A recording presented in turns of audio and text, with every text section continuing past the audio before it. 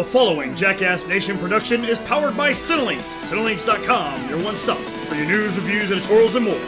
Keep it on Cinelinx.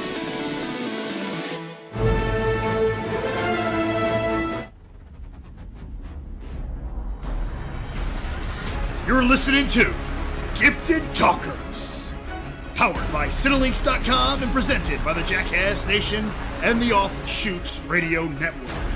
And now, your host, the Jackass. Alright, welcome back to Gifted Talkers. This is your host, the one, the only, the Jersey Jackass, your boy, B to the C. Hit me up on Twitter at RealJackassBC, RealJackassBC. And as always, I am once again joined by Mr. Move the Joystick himself, Captain Calm, Cool, and Collected. It is Quad C. Mr. Matt, what's going on? Man, you know, every time I hear your introduction of yourself, I just really want, like, someone to walk in and just be like, no. The real Jackass! BC! Like Paul Heyman doing like a Beast Incarnate thing. Like, that's what I want for you. Yeah. Well, see, you know, we always, when I first started wrestling, we talked about getting me a manager. Why not? We were going to have, because like me and the Muscle Zach T, we were both going to be the muscle of the team. And then there was going to be like, you know, the manager was the voice. Yeah. And then they realized, you don't need a voice. You are, a the voice. So you're just going to, and then the reason I started doing my own entrances is because they wouldn't give me time to promo. They just had me going out there and wrestling. I never have to talk. Oh. And so I was like, can I start doing my own entrance? Because I want to talk. Yeah. Like, that's what I'm good at. Give you time to do it. Yeah, show that off. And then I was also a big fan of Ken Anderson.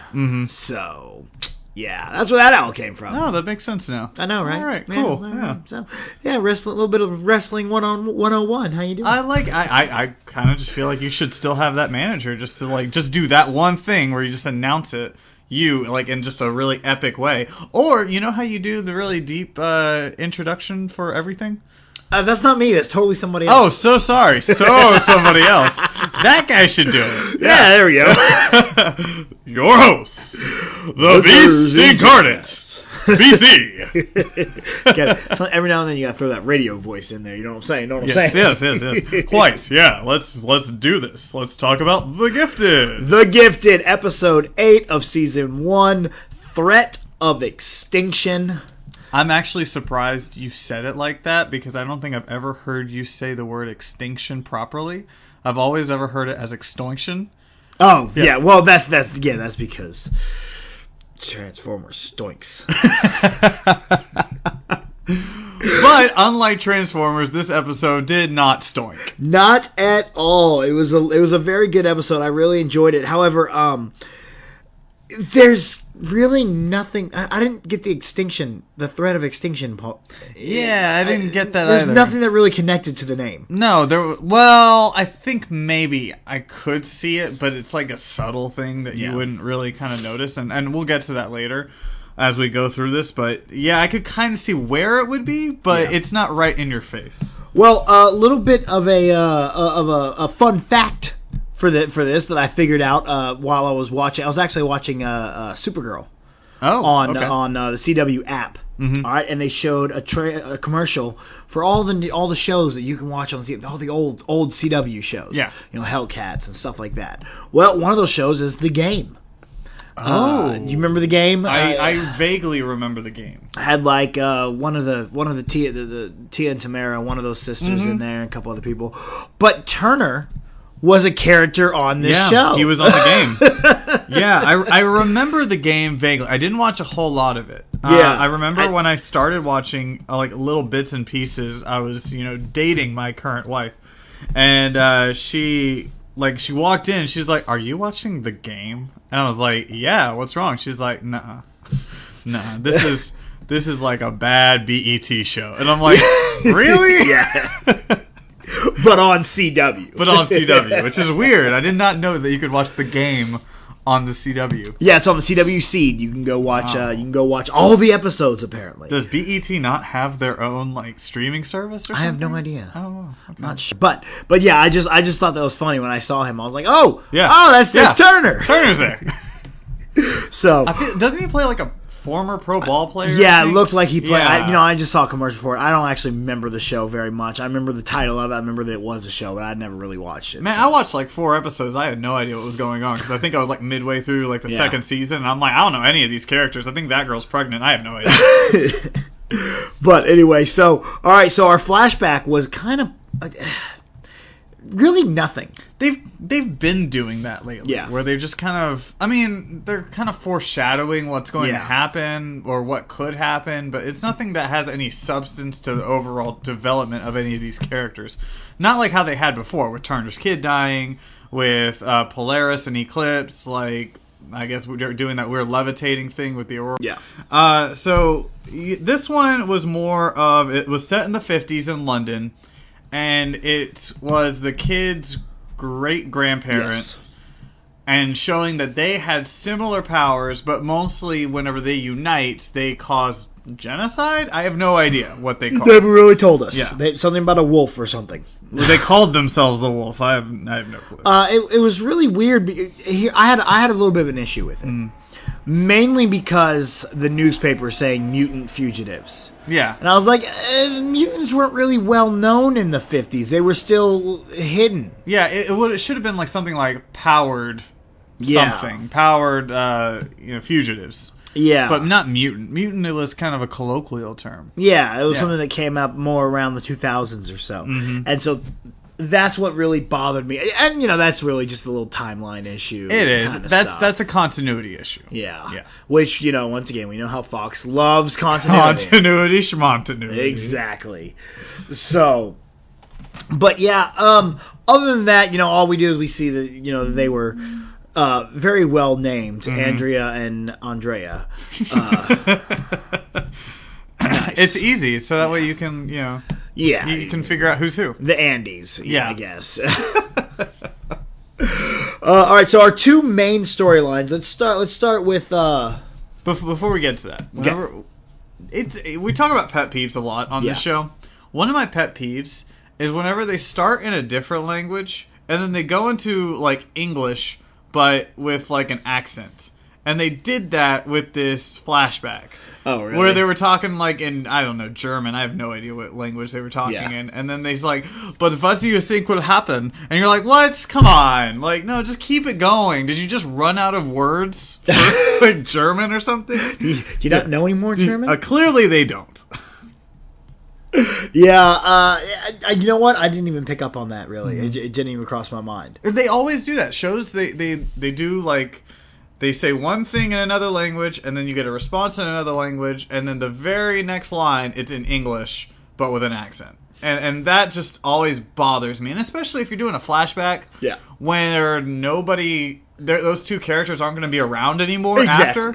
There's no reason to switch to English. Like, let people read for a moment, okay? Let's try to get people to actually have, like, a little bit of literacy nowadays. Well, millennials. Millennials, they don't like reading. I don't. LOL. I don't read either. So. Rafflecopter. So, all right. Well, our two main storylines. Let's go ahead and start with Strucker and Thunderbird. Yeah. Going to visit Pops, played by Raymond J. Barry. Yep. Who I like that guy. I do like him. He's kind of a little character actor. He just kind of pops up places. Place I love him the most. He doesn't really do much. He's kind of a douchebag, but he's in Cool Runnings.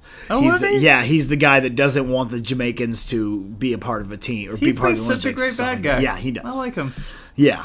I gotta say, when he's talking about his dad to the kids, just considering how they've handled drama lately, I actually thought this was well done. Oh, yeah.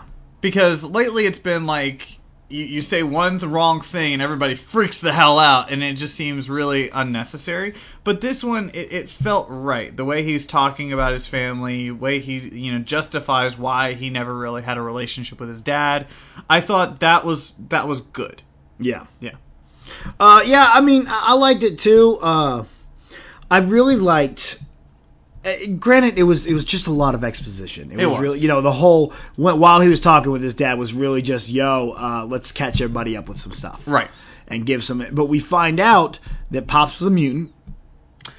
Dude, this pissed me off. I did. Yeah. Okay, I'm cool with him being a mutant. Don't get me wrong. I like that. And shoot, later on, you see that he was a BAMF too. Yeah. what pisses me off was the reason why he was not a good dad. Or maybe it was because he was a good dad. I don't even know. Like, the fact that he was saying, oh, well, you know, I did everything for you because I wanted to give you a normal life and take away your powers. I'm like, hold up, 1 second. If you're telling me I had powers and you stripped me of them without my knowledge, I would have been pissed. Like, why isn't Reed pissed? Like, maybe in that universe, maybe, like, he's like, okay, well, maybe I wouldn't have wanted to be a mutant. Maybe I wouldn't want to be, like, pushed away from society. But me? I'd be like, screw it. Give me my powers. What could I have done? Well, yeah, I mean, I can understand it because it's something like, you know, when Reed was at that point, he didn't know anything about it. He just knew that he grew up as somebody. You know, he didn't grow up as a mutant. He grew up as a regular human being. So in his life, he's going, okay, well, I mean, yeah, maybe I would have been a mutant. I would have been a completely different career path. Sure. But he's never hidden the fact that he believed in what he was doing. Right. When he was doing it. No, and I totally understand that. So, but then you also think about how he could have died. That his dad almost killed him by eliminating the X gene. The mutant X gene, yeah. Like, now, okay, that's life-threatening now. You essentially used your son as a guinea pig. True. Which would have, again, pissed me off that you almost killed me. Well, but no, you did everything for me in your life. You gave me you weren't there for me, ever. Yeah. You went to Chattanooga for no reason. Who goes to Chattanooga? Who goes to Chattanooga? I lived in Nashville, and nobody wants to even be in Nashville, let alone Chattanooga. Yeah. And you neglect your family, but you know what? It's okay. You got rid of the mutant X gene by almost killing your son. Cool. Totally understand. You've totally redeemed yourself, Dad. I mean, I didn't even look at it that way. You're right. That is kind of a dick move. Little bit of a dick move. Like, okay, let's say, for instance, you did cure your son, whatever. Why weren't you there for him when the kid's almost dying? Like, that part wasn't explained why he even left. Yeah. Like, oh, I just wanted to keep you guys safe. How are you in danger? Oh, because he's a mutant, and you never know when Trask Industries is going to be hunting people. So... Yeah, well, clearly he was within Trask, so they didn't really know he was a mutant. He hid it from everybody for so long. Yeah. Like, how... Which in my mind, I started going, how is that possible? Because the Sentinels turn on when there's a mutant around. Yeah. But no, our bloodline is special. Okay. Totally get it now. Thanks. You can totally just stop Pulse's ability because your bloodline's special. I mean, that is interesting. That is interesting to see that Pulse was not working on him. Yeah. And Pops' not to jump ahead or anything, but Pops' death is a little gruesome. A little bit, yeah. Good Lord. I was like, oh, okay, Fox, we go in there. All right. Dude, not just that, too, but, like, you know, Pop's getting shot a few times, but then exploding and killing, like, a bunch of people in the process. Yep. That was pretty crazy. And speaking of there, I found out who the doctor is. Dr. Campbell? Yeah, Dr. Campbell. His name is Roderick Campbell, a.k.a. Famine, one of the Horse of Apocalypses.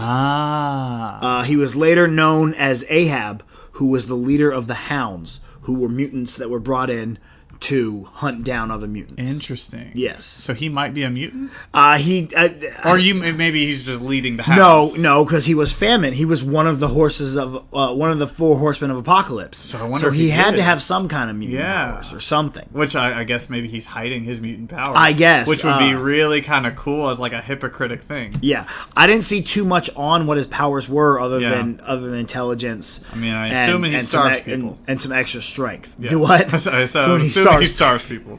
But get around him, you get really hungry. Yeah, I'm just starving, man. Oh, I can't find any food now. It sucks. I'm in a Walmart. There's no food. Thanks, Famine.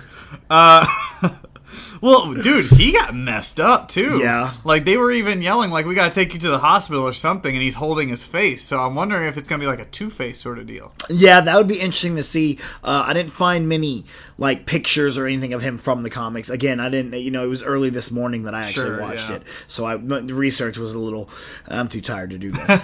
But yeah, at least I found out a little bit more information about who he is in the X-Men lore. Yeah. So, yeah, he gets messed up, and we get Pops and Thunderbird get, damn, so they get a little burying going on there. Mm-hmm. Pulse goes down this time. Pulse is dead now. Yeah. Which is, disappointing. Which maybe you know this, because I don't think I noticed who it was that they actually dug the grave for. Was it for Pops or was it for Pulse? I was assuming it was for both of them. Okay, maybe. I was assuming Reed was standing in front of Pops' grave and Thunderbird was standing in front of. I just saw one grave. I didn't even notice that there was two. So you might be right. That's just maybe my each thought. one of them dug a hole. Yeah.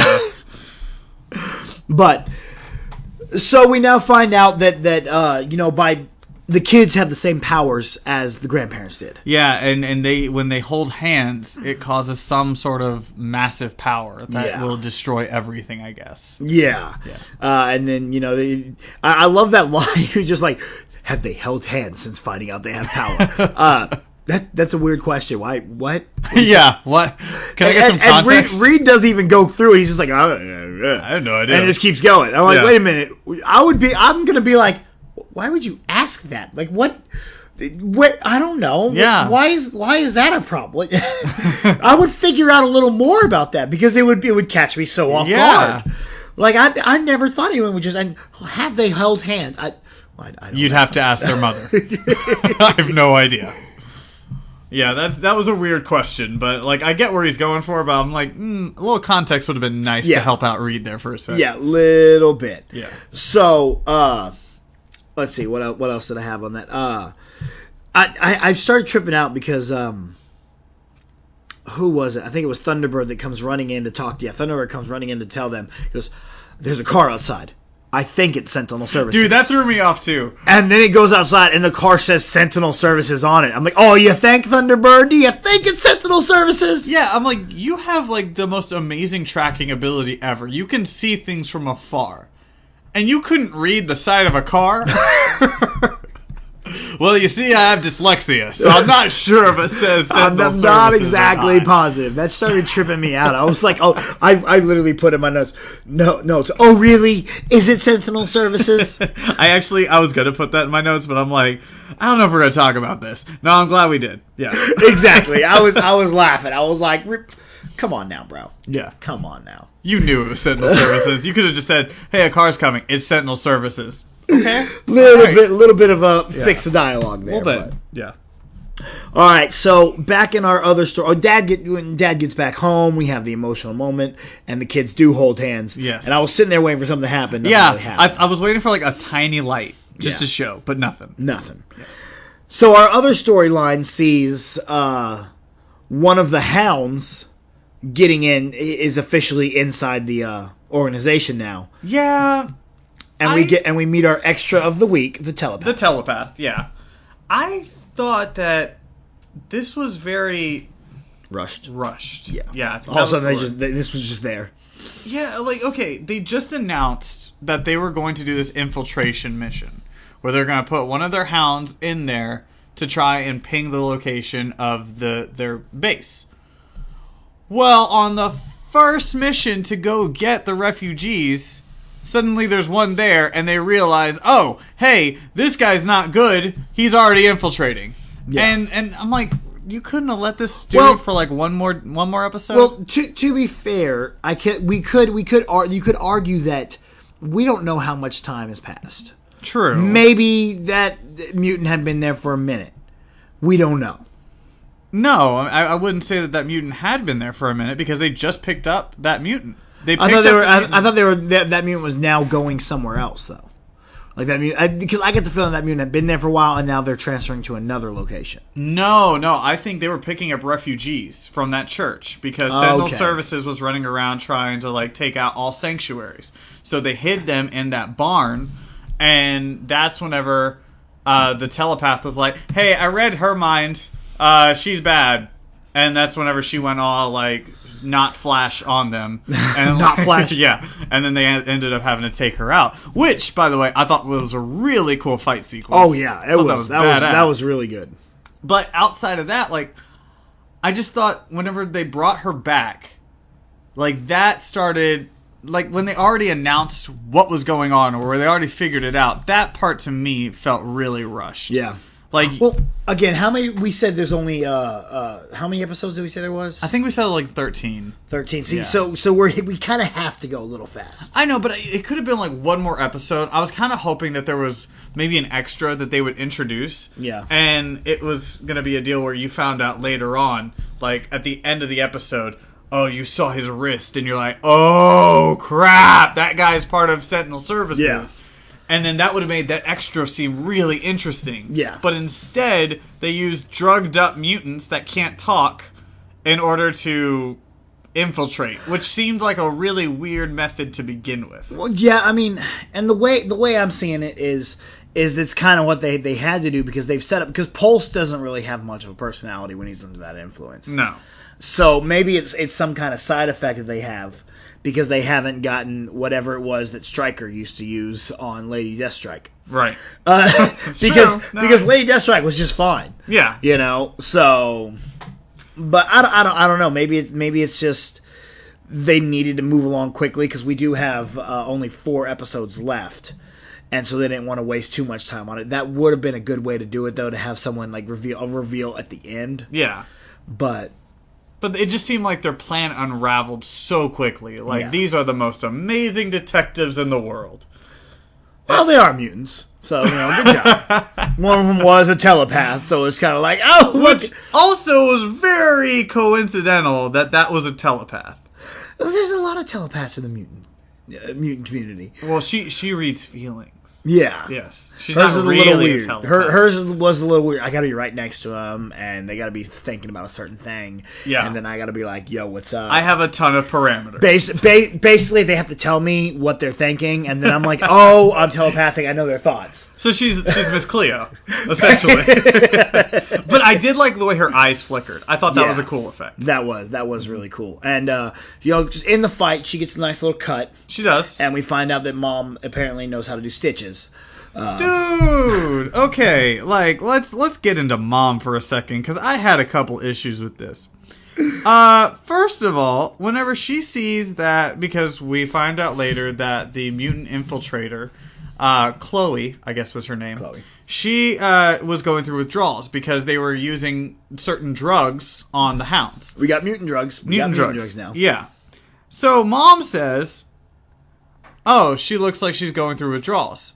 I really wanted at that moment for her to be like, from all the TV shows I've seen, it looks like she's going through withdrawals. Because as we've established, Mom's not a doctor. Okay? I'm getting more and more along the lines of Mom is a registered doctor. Clearly. Well, then she goes into later, she says, Mom treated a gang member with similar issues. With her one night class? Yes. Yeah, I tripped out. I was like, what? When did you treat a gang member? Like, can I get that flashback?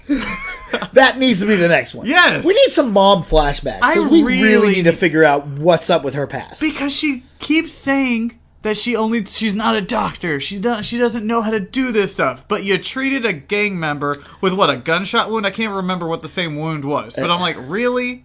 See, I think you're onto something, though. I think she just watched a lot of ER. Mm-hmm. And so now she thinks she's a doctor. I think she did, man. Like, there were long nights where Reed wasn't home. And so she just binge watched a whole bunch of medical dramas. Yeah. And she's just like, I can do this. She's real big in Chicago Med. Just really get into that. Has watched every episode of Grey's Anatomy. Kind of pissed that right now she can't.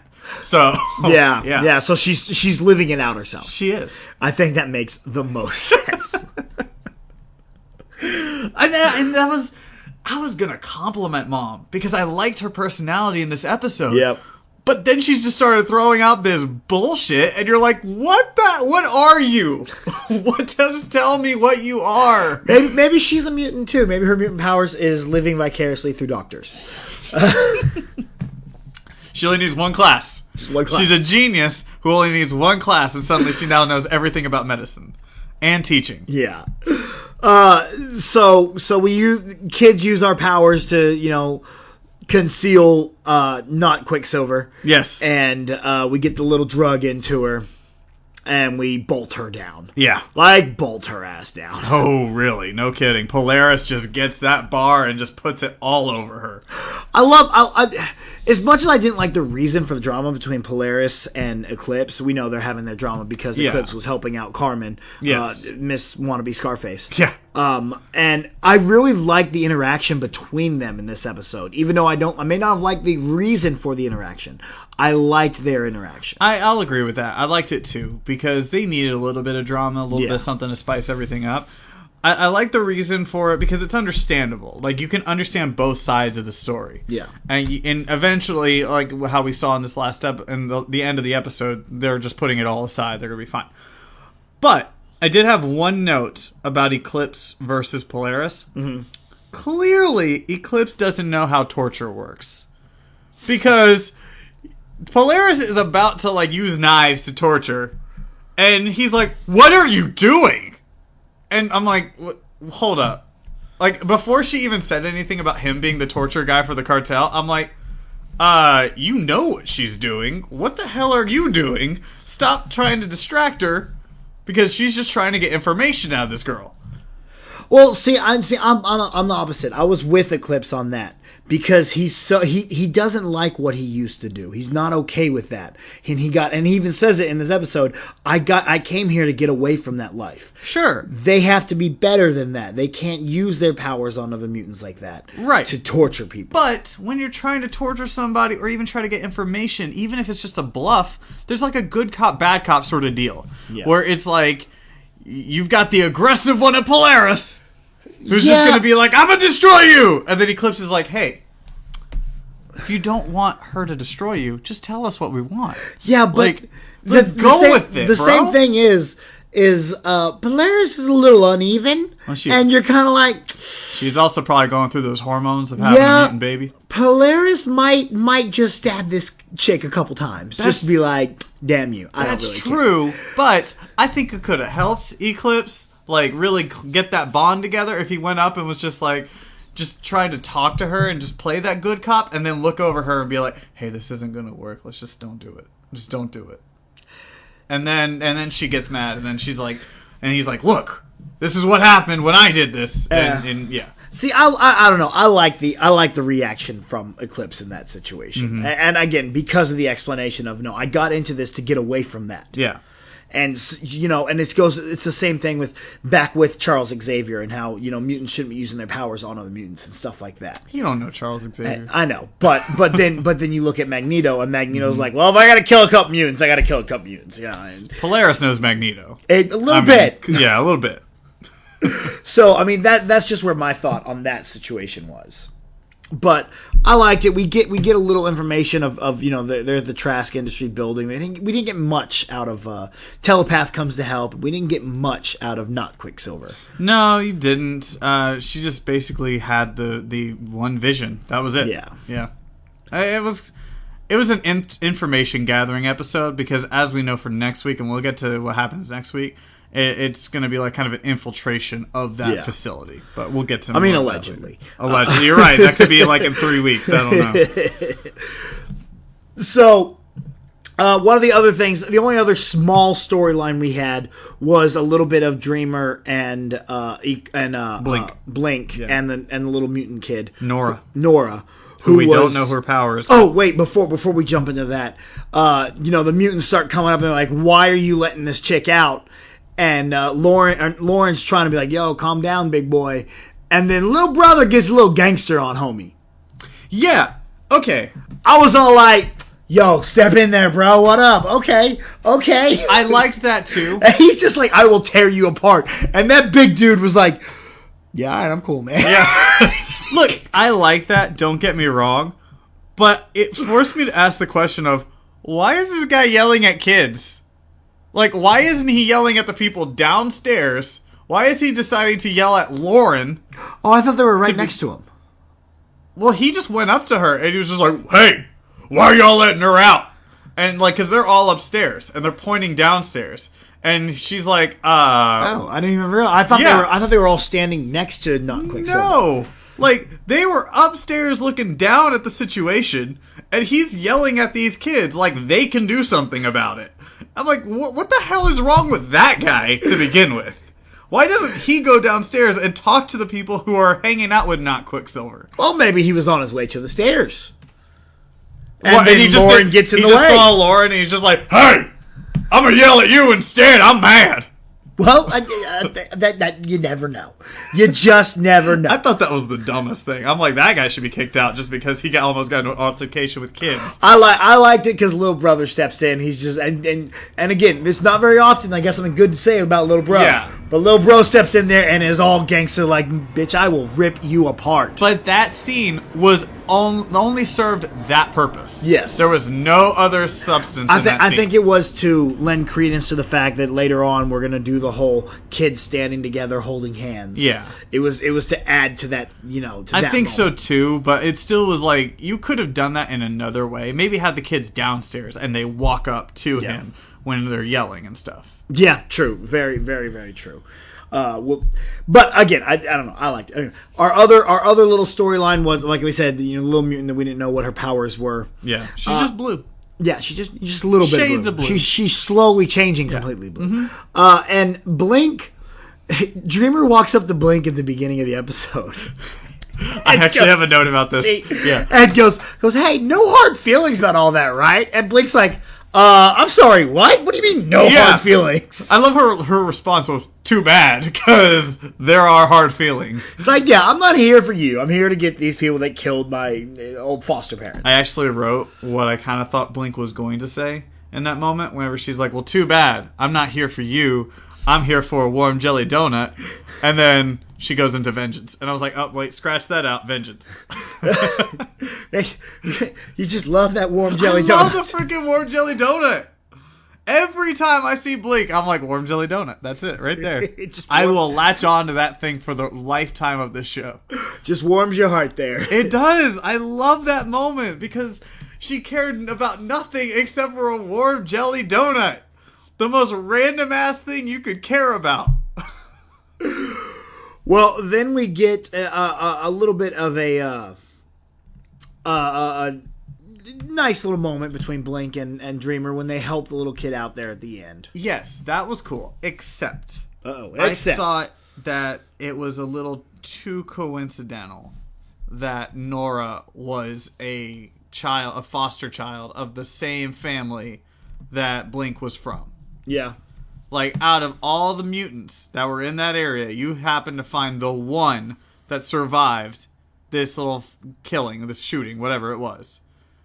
And to me, that just seemed really weird, I guess. Well, shows are built on coincidence and whatnot. Like, so but this was kind of hardcore coincidence. Whenever she's like, so, what's going on? And she's like, well, when I was with Mama D. Mama D?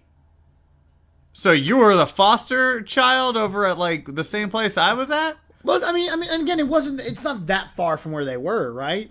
I don't know. I have no idea where any of this is, to be honest. True. There's no locations at all. It just seems like everything's in the same little vicinity because they can just go to the roof and see everything. Yes, clearly. So I just figured that I think Chattanooga's been used like 4 times by now. I just figured the farmhouse is not too far from where they are. Maybe not. But did they talk about the last time in the last episode? This kind of threw me off. Did they talk about it last time where she used the portals and that's what caused the Sentinel Services to come over there? No, I don't remember that. I figured that out this episode. Yeah, well, that's what they said. And I was like, oh, okay. They probably should have put that in the last episode. Yeah, because it kind of seemed like a jump in logic. Yeah. Yeah, so this was kind of like, oh, let's backtrack that and let's let them know because we forgot to tell them. Yeah. On the last episode. Clearly. So, but yeah, so we find out that Blink was the one because her Sentinel Services found that place. And I feel like there should be more guilt for Blink, but she doesn't have any guilt. I think it's something that's going to fester and kind of grow as we find out stuff about it. Yeah, I honestly, I don't think it is because when she found out. Like, it should have been said last episode. Yeah. So that way, whenever she sees Nora, and Nora says that she was with Mama D, that moment right there should have caused her to have an immense amount of guilt. It would have meant a lot more to us, the audience. Exactly. But instead it was like, oh, wow, she's one of the same foster kids. Okay, we have a weird, strange, coincidental bond. And that's where that ended. Yeah. And now it just seems like she's more pissed than anything that these people are dead, not feeling guilty for the fact that she's the one that essentially gave them their death sentence. Yeah. And I don't see with her character that festering at all. I guess. I don't know. I agree. They should have been something there. But at the same time, again, going back to the fact we only have 13 episodes, we don't have a lot of filler. It's kind of like, okay, we gotta move past this. Because sure. In the grand scheme of the show, it's a very small aspect. It is. But that would have been a nice moment, especially for shipping her and Thunderbird. Yeah. For them to be at the house and her to be like, oh my God, this was because of me. True. I did this. That would. And then Thunderbird would have been like, no, it's not your fault, whatever. And her to just like be like, whatever, I still feel guilty about this. And then the next episode, she's trying to like kind of like get over it by going and getting her mind off of it by doing like that mission to get those refugees. Then suddenly she meets a refugee who witnessed the whole thing and actually was a foster child of Mama D. Now suddenly she's like, oh my God, crap. Like, this affected this child. I'm the reason that she is without a family now. And then eventually she's like, okay, you know what? For Mama D, I'm going to take care of this girl. Yeah. You know, that would have been a nice arc for her. True, to give her a reason to care about something other than Thunderbird or a warm jelly donut. She now cares about Nora. Yeah. Like, Nora's the reason for everything now. And I think if we would have had a 22-episode season, we would have got something more like that. Probably. But I think one it was line just would have taken care of that. I think they just wanted to glance over it. And they definitely did. So, well, we've already talked a lot about the negatives and whatnot. Do you have any other negatives and stuff you want to get to? No, I think that was mostly it. I mean, this was, as much as we talk about the negatives of this show, this actually was a solid episode. Yeah. It covered a lot of the bases that we needed it to, and especially after the last two episodes where it kind of didn't... It seemed like they got a little shaky. This one felt like it got a little bit back on track. Mm-hmm. I would have liked it if they would have let the Hounds kind of have like one more episode to, you know, really infiltrate. Yeah. And we've already talked about what happened with Blink. But outside of that, I liked it. I thought it was fine. It sets up what could possibly be a great next episode. Yeah. Now, I didn't have much more negatives on anything other than Mom, and you know, Dreamer, no hard feelings, and there's a car outside. Yeah. I think it's Sentinel Services. You know do it's ya? Sentinel Services. Do you really? And my only other negative was really not a lot of Lauren. We got a little bit of Lauren, but not a lot. And that's upsetting to you. It is. She is. I love Lauren. So hey, we got her in an altercation with a guy that shouldn't have gotten into an altercation with. Yeah, and what's weird is because she's normally the badass one. Yeah. And this time it was little brother coming to the aid, and I was like, I think the older sister needs to be stepping up for a little bit. But you know, positive wise, again, I really loved the interaction between Eclipse and Polaris this episode. I thought that worked really, really well. I loved Pops in this episode just because I like that character actor. I thought he worked really well. I thought all the drama was good. Yeah. Everything felt needed this time. Not a lot of Turner. Mm-hmm. So, but I think that's by design. Yeah. I think this next episode we're going to get a lot more of him. Because we didn't need a lot of Turner. We already know what the plan was to begin with.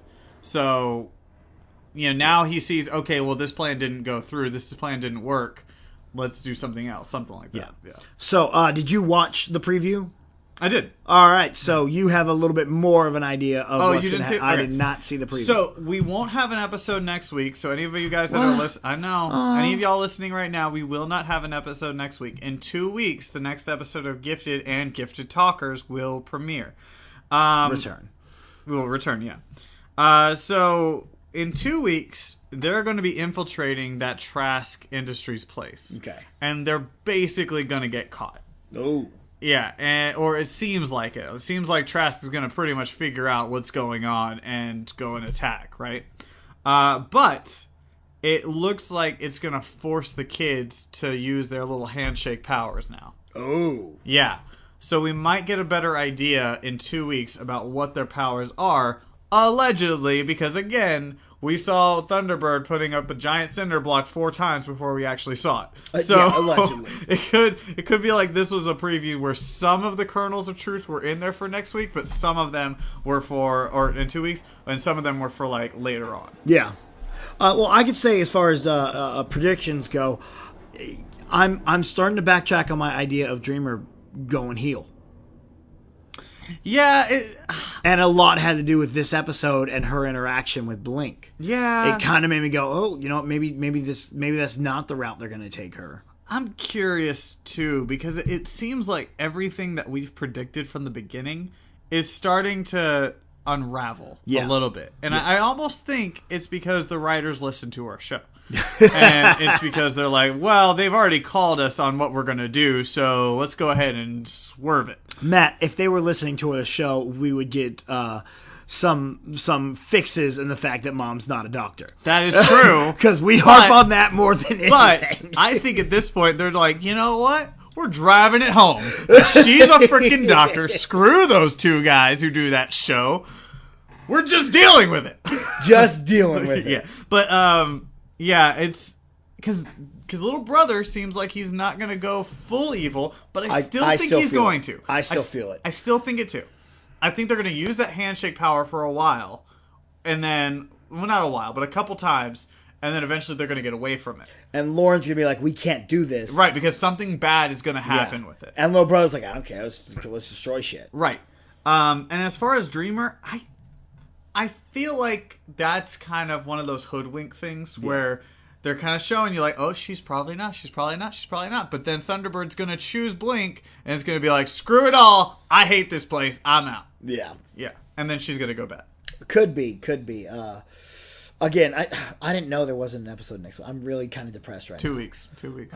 I'm actually surprised that they waited. I thought this week there wasn't going to be an episode just because of Thanksgiving week. It makes sense. And that's weird because like Agents of S.H.I.E.L.D. starts this week. Yeah, Runaways I don't understand. Started this week. I don't get. Well, Hulu and Netflix, that I feel like they're a whole different beast. But I think as far as network television, I'm surprised that any new shows are happening this week. Yeah. Supergirl happened last night, and I was surprised that we were even having a new episode. Do we have an Arrow this week? I don't know. Because that would be on Thanksgiving. I almost guarantee you we won't. Yeah. Yeah. But I was a little surprised. Yeah. So. Yeah, because I don't think there's anything going on next Monday. I wouldn't think so. I don't know. Right? 11/27. I don't think so. No. So. All right, Matt. Well, go ahead and put yourself over. You can find me on Twitter and on Instagram at Move the Joystick. Mostly on Instagram, you will find pictures of me and my dog because she's just adorable. And my cats, too, because I'm just weird like that. Also, you can find me on SCNS Live. We had our season finale last week. It was a good time. Also, check him out on Is What It Is. Check me out on What the Force. And you can check me out on December 8th for the next tournament for the United Gaming Federation. That's right, and we an announcement is coming on what the game will be very soon. Yeah, check it out after Thanksgiving. Get ready for that. We're going to be really gearing up a lot of the promo for it. Absolutely. Y'all know you can find me at RealJackassBC, RealJackassBC, the Jersey Jackass, your boy, B to the C, on all social media, Snapchat, Instagram, Facebook, Twitter, Stardust, Xbox Live, everywhere. Hell, Skype, I'm on there. Real Jackass BC. I won't answer anything, but I'm on there. And it is, like Matt said, it is what it is every single Thursday. This week, we are talking about what we are all most thankful for. So make sure to get on Twitter and use the hashtag ThankfulJackass and let me know what you are thankful for this year. So, other than that, guys, this has been another great episode of Gifted Talkers, and I guess we will see y'all in 2 weeks. Thank you for listening to Gifted Talkers. Views and opinions expressed by the host do not necessarily reflect those of the offshoots of the radio network, the Jackass Station, or Cinelinks.com. For all your news, reviews, editorials, and more, keep it on Cinelinks.com.